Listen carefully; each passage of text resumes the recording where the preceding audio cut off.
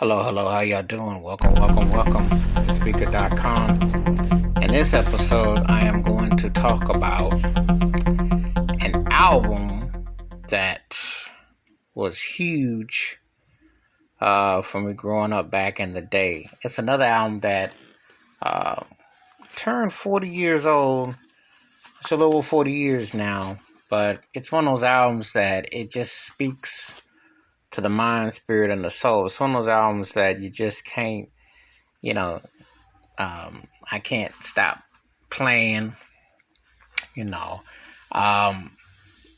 of my all-time favorite albums, and they're both by Michael Jackson, but this album is Off the Wall. And I look at Off the Wall and Thriller like The Godfather 1 and 2, and it's always hard for me to say which one is the best. But it all depends on my mood. But I'm doing Off the Wall for this one right here.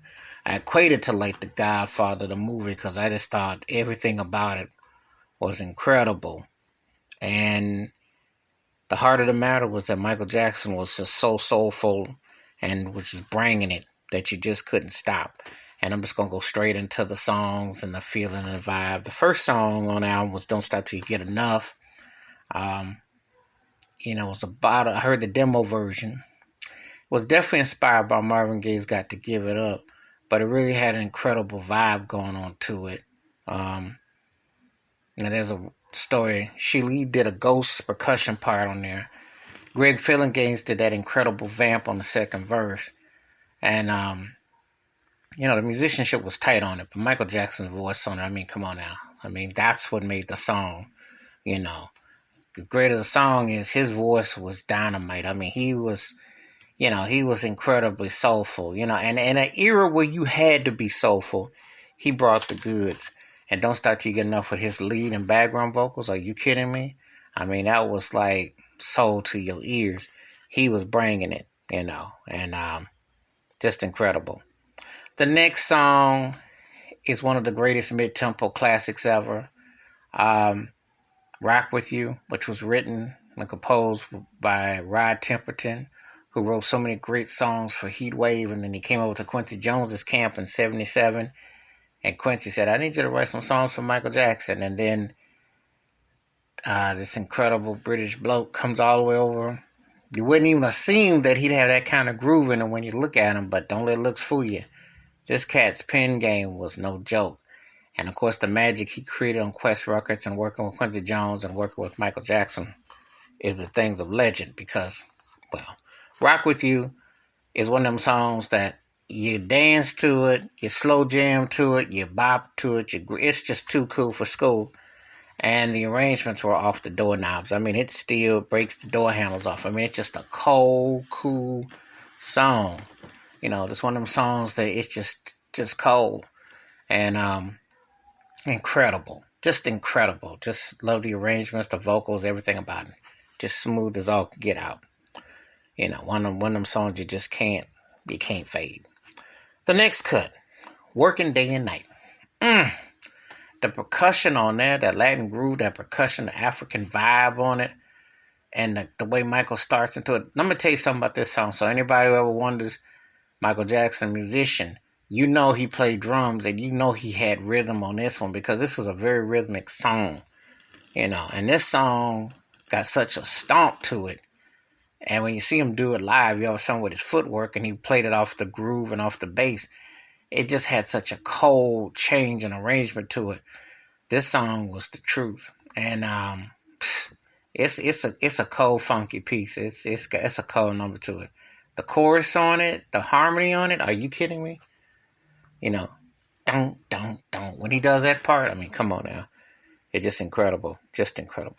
The next cut is Get on the Floor. It's a co-wrote cut that he did this with the Brothers Johnson. Has that bass, it has that groove. And I like his vocals again. He isolated vocals when you hear the mix and you hear how his background vocals come up on the groove. It's just incredible. Some of the band members from Rufus and Shaka Khan, some of Rufus played on this album, and you can tell by the mixing of it, how the interpretation, but it sounds very organic. Some people will say, well, it's disco, pop, funk, R&B, crossover. It's one of those albums that's got all the elements that you want in it, and yet it's soulful as all get out. And this was one bump and cut. I mean, it just had a coldness about it, which just complimented Michael Jackson's range. And Get on the Floor was a tight cut. He co-produced that cut as he did Working Day and Night and Don't Start Till You Get Enough.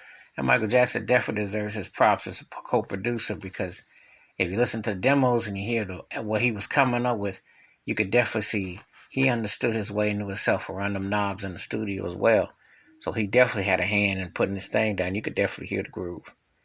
The next cut, the title track, Off the Wall, very haunting, was writing into thematic character. And Rod Temperton came up with this piece, which Michael Jackson, it was centered around Michael Jackson's early Studio 54 days, the groove with the very haunting groove. And it had that heat wave beat, had that heat wave, how it grows into motion. But the thing about it, it complimented Michael Jackson so strongly. The vocals, the harmony.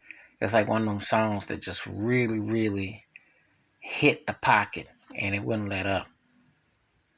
And you were just feeling something that just, Joey said worked 9 to 5. It just was really on point. And I really liked how he hit the groove with that.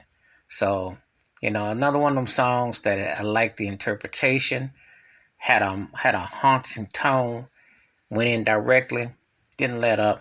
It was tight. It was definitely tight. The next song, Girlfriend. And this one was a cover of Paul McCartney's on Paul McCartney's records. And so this was one of the first times they had worked together. And it wouldn't be the last. And the ironic thing about this thing is that it was the Jackson 5 that knocked the Beatles out of number 1 when the Jackson 5 were on their rise. When I Want You Back knocked the Beatles out 10 years prior. It was interesting. You talk about irony. And also how that was before the Beatles had broke up. So many different things, so many parallels between the two. But anyway, Girlfriend was a slick, had that quirky kind of bass, had that kind of interesting groove, and it took a life of its own. It was one of them songs that kind of took a life of its own. It was the harmony again. And let me tell you something, back then Michael Jackson could have sung the Yellow Pages and made it sound soulful. So this song might have been middle of the road, but the way it was done on the record, with the way the bass and the groove went, it gave it a real interesting taste and a feel. And his harmonies were just smooth. I mean, he just, he lit the song up. And that's what when you hear it, it's just like one of them songs that just kind of just slid in. And it was just a smooth cut. It was just one of those songs that just was really, really, really smooth. And it wouldn't let up, it just really, really hit the spot. So that was a tight cut. The next cut, She's Out of My Life, which was composed by Tom Baylor, was a slow cut, melancholy. It was one of those kind of songs that, break up, puppy love, etc. But it's one of them songs, Michael cried at the end of it, but it was such a tearjerker and it worked so strongly on stage. It was a thing that he could definitely use. But it showcased his vocals, the pitch and the tone. And it's one of them songs that just really, really caught your emotion, And that was like what heartbreak could feel like on record from a male perspective. So I thought that was very clever. The tone of it, the feel of it, it really got to the point of where it was going. And just an incredible arrangement and the way his vocals went on that song. And like I said again, he could sing anything back then. I mean, he was at the peaks of his powers vocally. Incredible harmony, incredible tone, incredible feel. Just amazing. That was really, that was tight. The next cut, because I can't help it. And see, we'll talk about, you don't know how iconic and classic this album is, so I'm going to talk about song 8. And you'll get people who will debate what is the best song on this album, what was this, and so many will say this song. And that's amazing when you think about that you had all these great songs already. And that's why Off the Wall, like I always say, is like the Godfather. It's like when you talk about great movies, great albums, this album speaks for itself because, that's the power of the soul and how strong the songs were and his vocal performance and the production and the arrangements. But this song here was jazz. This song was composed by Stevie Wonder and Sarita, his ex-wife, and Green. And I'll make sure I get that right and correctly, because I remember seeing it. Remember at the time, back when it came out, and then, I had to do research and all that. But the bottom line is this: those are jazz chords. When he does that melodic run with his voice, and this song was just so cold. I mean, it's been sampled galore, but it's just one of those songs that just melts your soul. I mean, he just sounded, like I said, he sounded out of this world. He made it seem so effortlessly, And when you hear him sing like that, that's an instrument into itself. That you can pull it off. It's incredible. Dynamic range, dynamic tone, dynamic feel. Just incredible. It was just amazing what he did with that. Just incredible. Really incredible. And I love the tone, the feel, the whole nine. Incredible feeling of that song. The scatting effortlessly. Incredible. The next cut is The Falling in Love. It's kind of like an unmarked duet with the great Patty Austin. Love the timbre of their voices. Love how it compliment. Song was by Carol Bayer Sager. David Foster, co-writer. But Carol Bayer Sager had this on the record. One of the things Quincy Jones would do was go look for records or something that kind of was like a feel of something. And then they did a cover of this. And again, just like with Girlfriend, Michael Jackson sold it up. Put some soul to it. Put some grease underneath it. And had this thing burning. And this thing was definitely burning the skillet up. It was really soulful. Felt the harmony, felt the groove. Just another incredible cut, and it just hit the spot. And it's just what when you hear it, you're just like, wow. Just really was able to, hit this cut. And this was just another strong song. I love the vocals. I love the tone. Great feeling song. And the last cut on this classic album is Burn This Disco Out, which was composed by Rod Temperton. That bass line was incredible. It just sold the whole groove. And it was one of them songs that just was like, made you rock, just had that tone. And Michael Jackson's voice was incredible.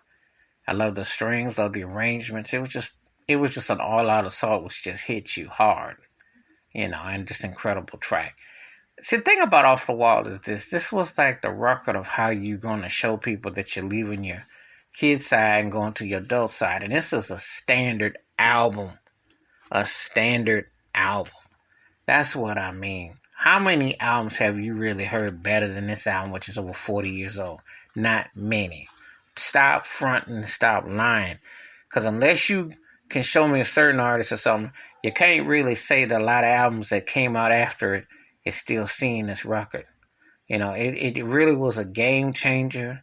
The kind of album that showed an artist coming into maturation, harmony, soul, feeling, sentiment, And, he would become the king of pop and everything. But I'm going to tell you something. Just had an album. He made a classic album.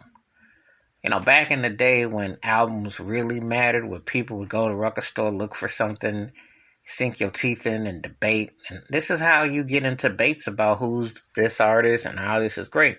Because you got one of these in your catalog. A lot of artists don't have this in their catalog. They may have a few handful of songs. They ain't got an Off the Wall to back it up with. So, and I will be doing Thriller sometime in the future. But I'm here to tell you, he could have retired behind Off the Wall and been in the GOAT debate right there alone. Because his background with his career at the Jackson 5 and everything. But Off the Wall, I'm going to tell you something. You could just drop the mic after this kind of album. That's how powerful Off the Wall still is to this day. He caught all of it. So with Michael Jackson, work with Quincy Jones, Rod Temperton, and Greg Filling Gaines, and so much other great talent, the Brothers Johnson and other people on this record. A great, strong record. But Michael Jackson's voice and talent took this record to a whole nother level. And it is a landmark. It is a statement album. Please feel free to give me your thoughts and takes about Off the Wall and what is your favorite songs on here. Is this your favorite Michael Jackson album? I look forward to thoughts and comments on that, because this man was truly an incredible artist. Till next time, peace, be safe, be careful out there, and we'll catch you soon. Peace. See ya.